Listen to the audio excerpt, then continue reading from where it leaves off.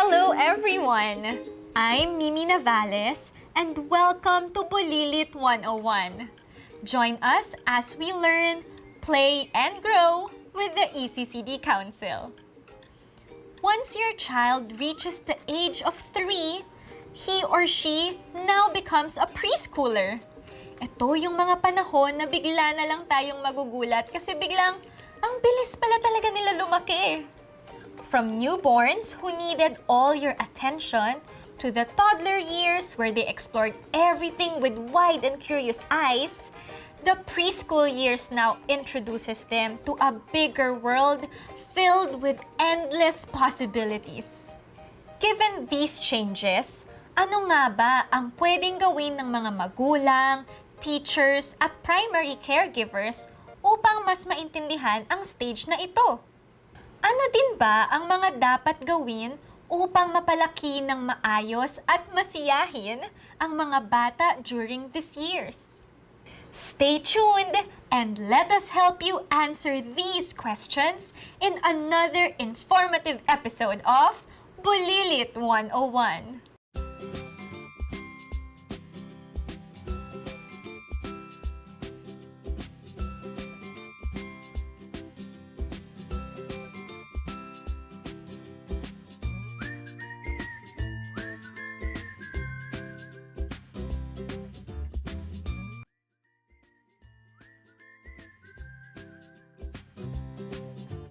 Grabe, ang laki na bigla ni Sia, no? Kaya Nakita nga mo eh. ba nung isang araw, nagbabasa ng libro? Akala ko marunong na. Kinukwento lang pala yung picture na nakikita niya. Pero marunong niya siyang sumagot ha. Lahat na lang na iutos sa kanya, lagi na lang may bakit. Kaya lagi ko siya nasasabihan na Kaya sumunod nga. na lang. At umiinit talaga ang ulo ko. Relax, nagbasa ako ng article tungkol sa age ni Sia. Normal lang daw na marami silang tanong, bakit nung bata ka ba? Tinatanggap mo ba lahat ng sinasabi sa'yo ng matatanda? Hindi no. Saan mo naman nabasa kasi yan? E di sa Facebook. Kaso hindi ko natapos kasi ang dami ko pang gagawin. Next time, balikan ko, share ko sa'yo. Sige nga, para mabawasan yung itang ulo ko. Sige.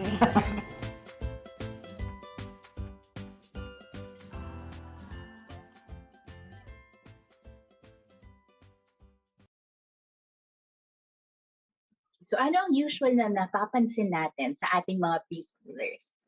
Ang isa dyan ay ang non-stop questioning. Diba? Tanong ng tanong. One answer will bring out another question and then another. Parang laging may kaasunod na, but why? But why? But why? Tsaka lahat na lang, what is this? Who is that?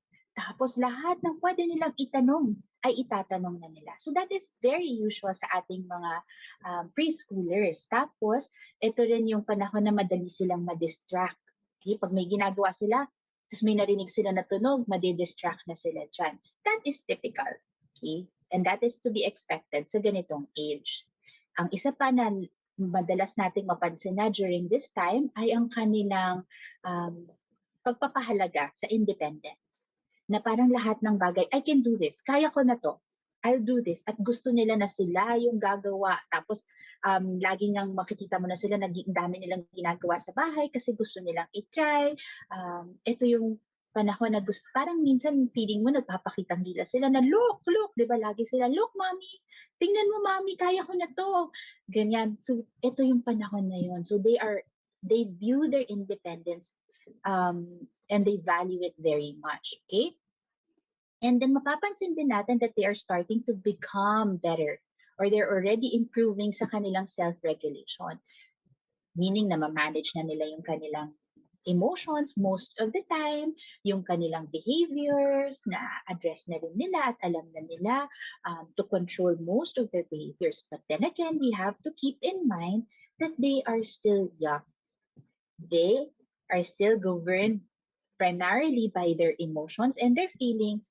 And then pag stressful yung situation or pagod sila or they're not feeling well or kulang sila ng tulog or they're distracted, it will be more difficult for them to regulate their emotions and to regulate their behaviors. Aside from that, we also have to keep in mind that they are children and sometimes it's going to be still difficult for them to completely verbalize what they feel. Kasi limitado pa rin ang kanilang vocabulary. Though ang dami na nilang kaya ngayon, nandiyan na yung vocabulary explosion, kumbaga, kasi ang dami na nilang kayang sabihin. Pero syempre, meron pa rin itong mga limitasyon at mahihirapan sila na talagang ma-explain sa atin kung ano ang kanilang nararamdaman. Okay, so kailangan maintindihan natin na meron pa rin silang mga limitasyon kahit na napakarami na nilang kayang gawin kumpara nung naunang taon or nakaraan.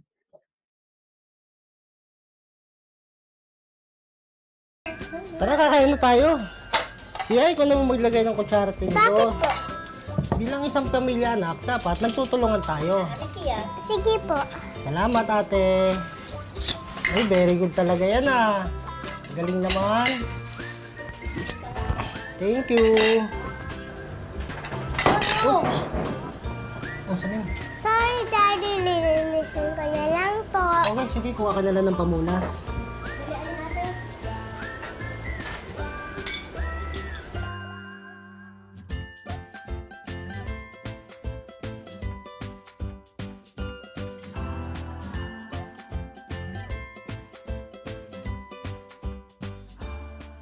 So malamang familiar para sa inyong lahat at sa ating lahat na mga may anak yung ganitong scene, no? Yung merong nabubuhos ang ating mga preschoolers, meron silang nalalaglag, nasisira at nawawala at minsan meron pa silang mga talagang binabaklas because of their curiosity, no? So it's very usual to see children having these, as we say, accidents inside the classroom or inside our homes. Hindi yan maiiwasan. Kasi kahit na tayo, di ba, lagi tayo may nalalaglag pa rin hanggang ngayon.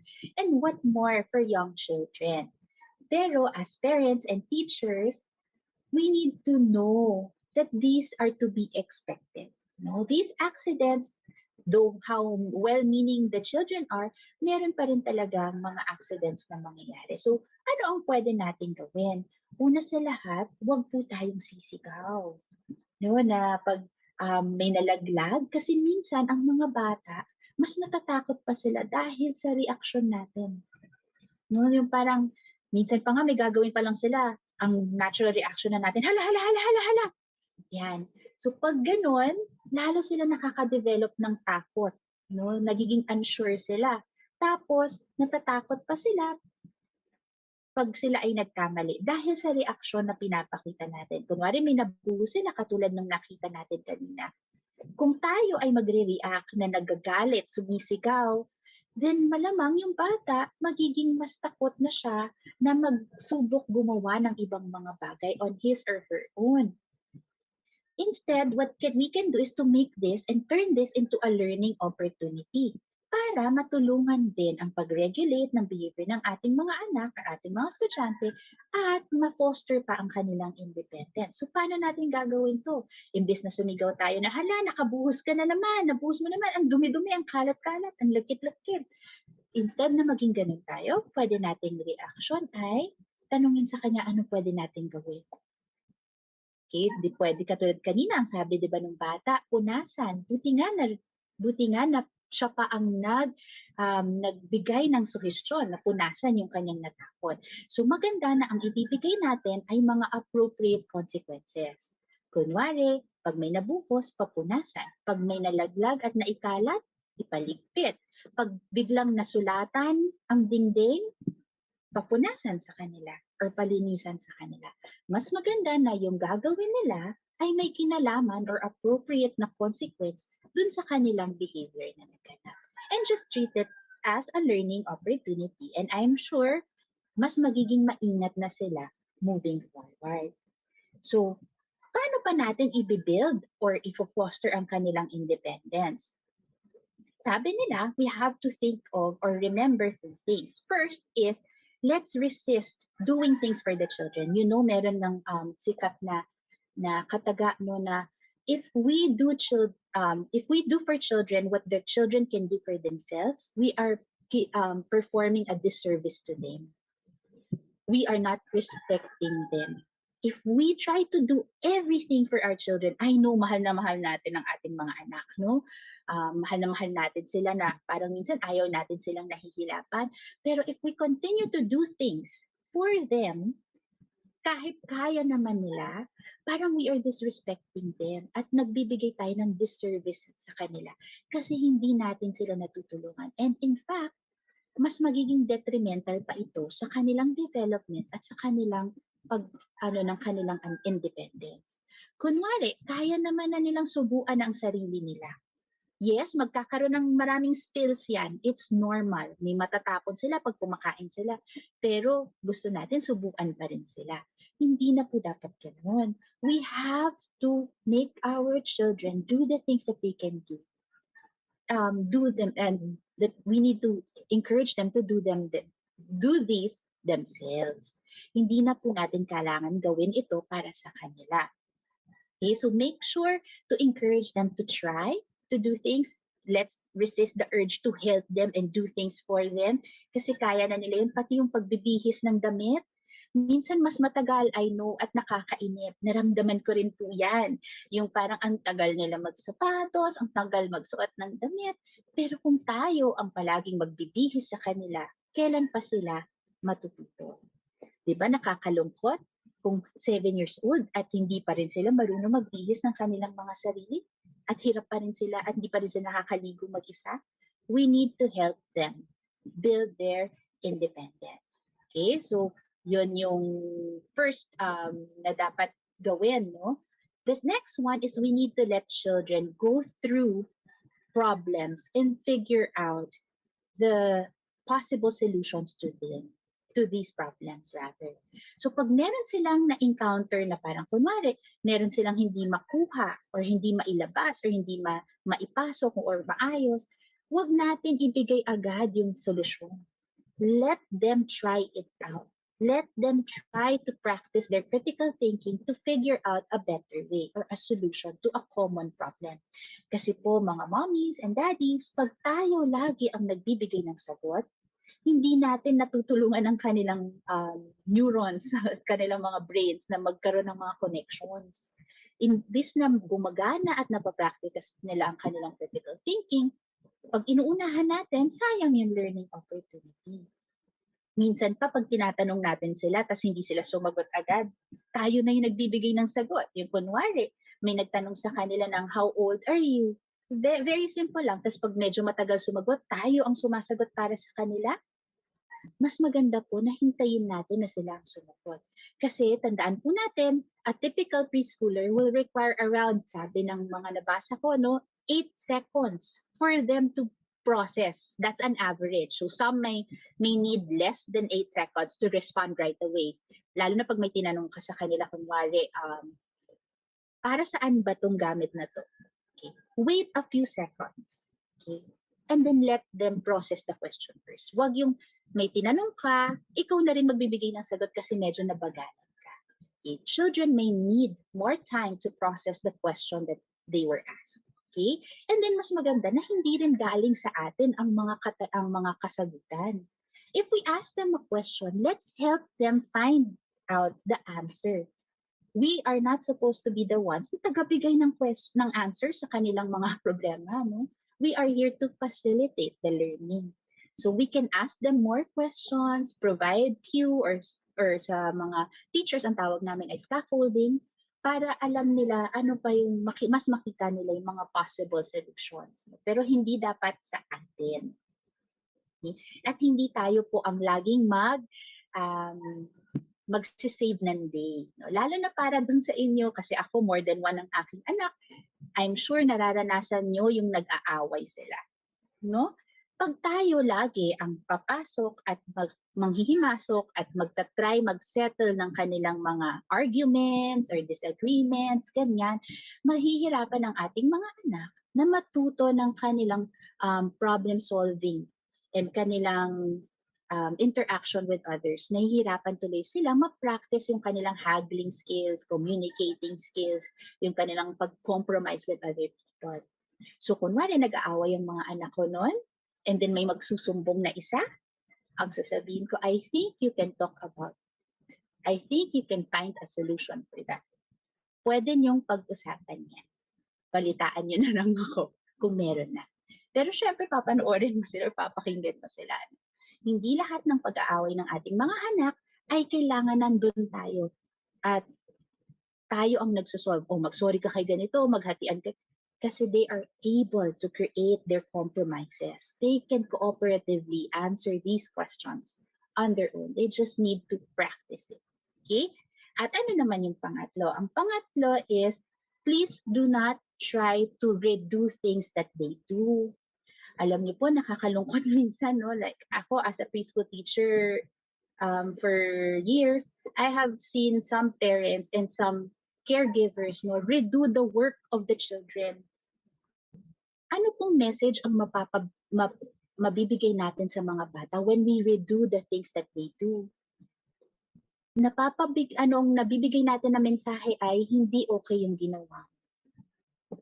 Na hindi maganda sa kanilang socio-emotional being, no? Kasi kung imagine mo, kung laging inuulit yung ginagawa mo, mahihinder sila na gawin na lang yun. Parang ayaw na lang nila gawin at subukan ulit next time.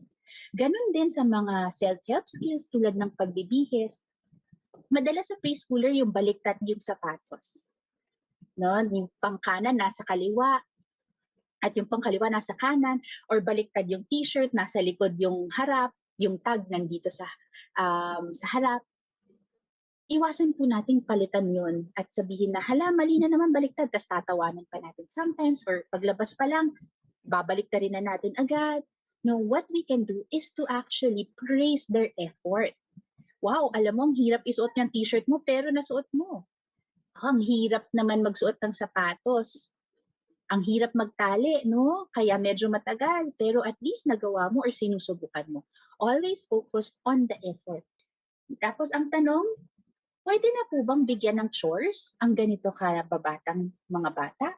Mommies and daddies, yes. And dapat po talaga siyang kasama. Para po maano ang kanilang holistic development, chores are to be assigned to young children, even younger than preschool age. Basta po yung chores na gagawin nila ay naaayon sa kanilang edad at kakayahan. Kunwari, hindi po namin ine-expect na ang inyong mga preschoolers ay nagsascrub ng mga toilet bowls at nalilinis nila ng pristine ang inyong mga banyo. Hindi naman po ganun. Napakarami pong chores sa ating mga kabahayan na kaya nang gawin ng ating mga 3, 4, at 5-year-olds. Okay? Marami po. At kahit yung toddlers, meron silang mga chores na pwedeng gawin. So, iayon lang natin ang kanilang chores sa kanilang edad at developmental level. Bakit ba paulit-ulit si teacher? Bakit ba ako paulit-ulit tungkol sa independence? No? Teacher din ako. Kasi po, importante ang independence sa lifelong learning ng ating mga anak. Hindi po parating kasama tayo. Pagpasok nila sa big school, habang tumatanda sila, we will not be there with them always. Pag sila po ay nasanay na ang sagot ng gagaling sa atin, ang action tayo ang nag-i-initiate, ang mga solusyon tayo ang gumagawa, then paano na po sila in the future when we are not there? We are doing this for our children's future. Okay? It can be more difficult, mas matagal maghintay, mas mahirap kasi we need to redo so many things after, or mas dumudumi pa nga. Naalala ko noon, pinag-mop ko yung mga anak ko. Parang mas dumumi pa yung bahay. But that's okay. Kasi eventually, kakailanganin nila lahat nitong mga skills nito as they grow older. So what we focus on and build at paghihirapan natin ngayon during their early years, napakalayo po ng mararating sa kanilang adult life. So let's start them young. Tapos na ang school, pwede mag-iba ang routine natin ngayon, ha? Okay? Wala na pag Sabado at Linggo dahil walang pasok si Daddy. Pwede tayong pumunta sa mall, mamasyal, pumunta kay Lolo at Lola, okay? Okay po. Ano na gagawin natin ngayon? O ngayon, dahil tapos na tayo mag-breakfast, ano nang kasunod sa chart natin? Help Mommy Cleaning the house. Yes. And ang unang cleaning game natin is sorting clothes. Ready ka na ba? Apo. Okay. Dito yung mga decolor, okay? Okay.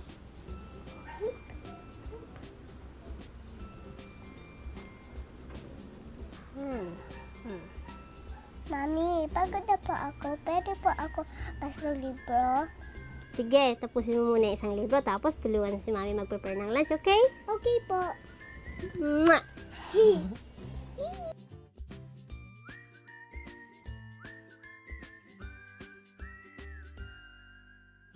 So, dahil very independent na ang ating mga anak, no, may dadating yung panahon na parang gusto na nila gawin na lang yung gusto nila.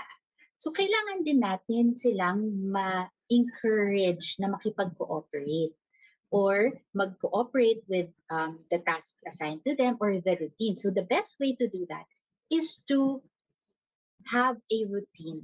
No? Hindi naman ibig sabihin na pati sa bahay mo, kailangan may routine na paggising mo ng ganitong oras, ito yung gagawin mo, ito ganyan, by 5 minutes, ito yung gagawin mo.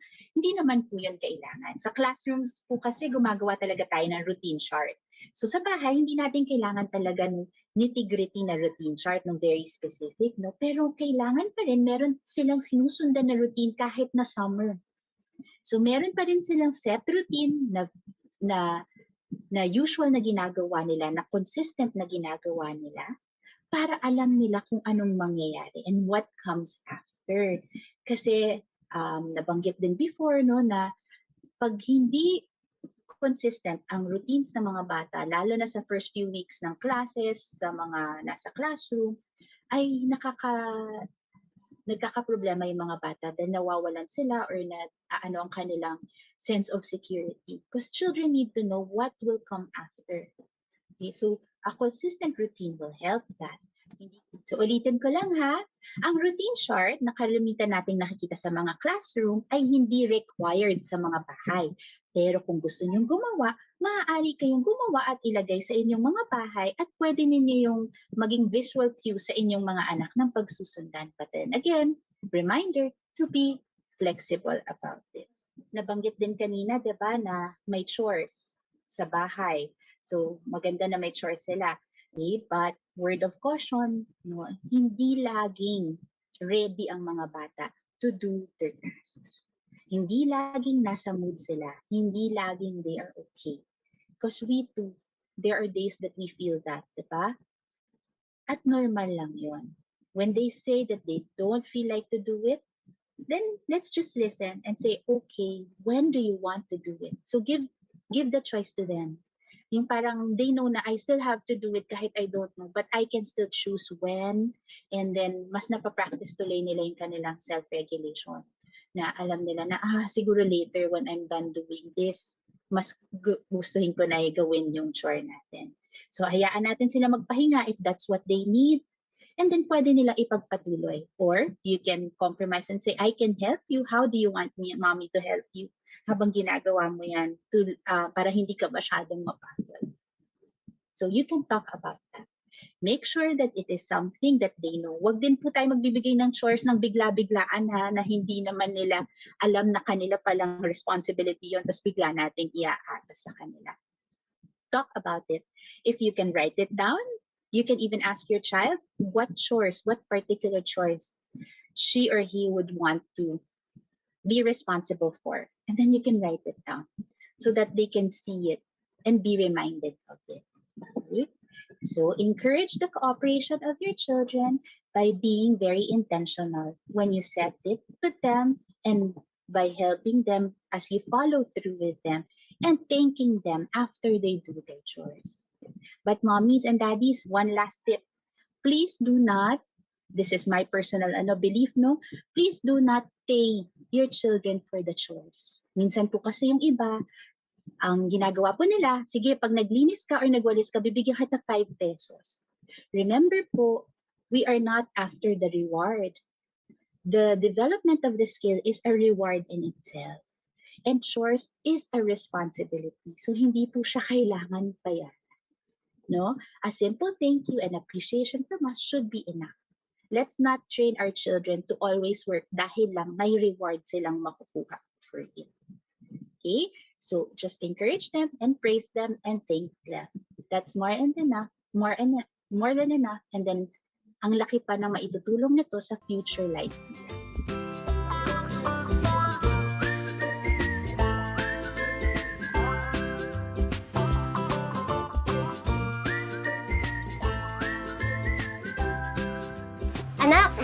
malapit na magtanghalian. Tara, tulungan mo ako magluto. Okay po. The preschool years is a time where we can guide children in becoming more independent and confident as they navigate a new and bigger world. Ito yung panahon na nadadagdagan na yung mga taong kakilala nila.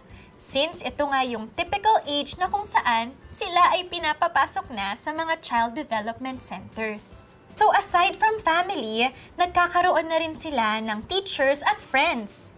Thus, we should prepare them at home and ensure that they will be able to transition well.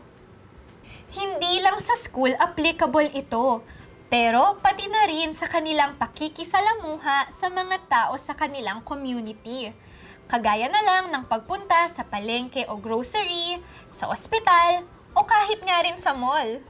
Kaya naman, as early as the preschool years, we can help in guiding people into becoming good and functional citizens of their community and the country.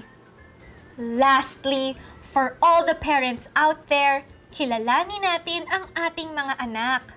They are not out there to test our patience deliberately. At hindi sila nagtatanong upang mangulit lang. This is their way of trying to understand the world, and it is our job to guide and support them. Alright, now this ends our episode for today. Join me again next time as we learn, play, and grow with the ECCD Council.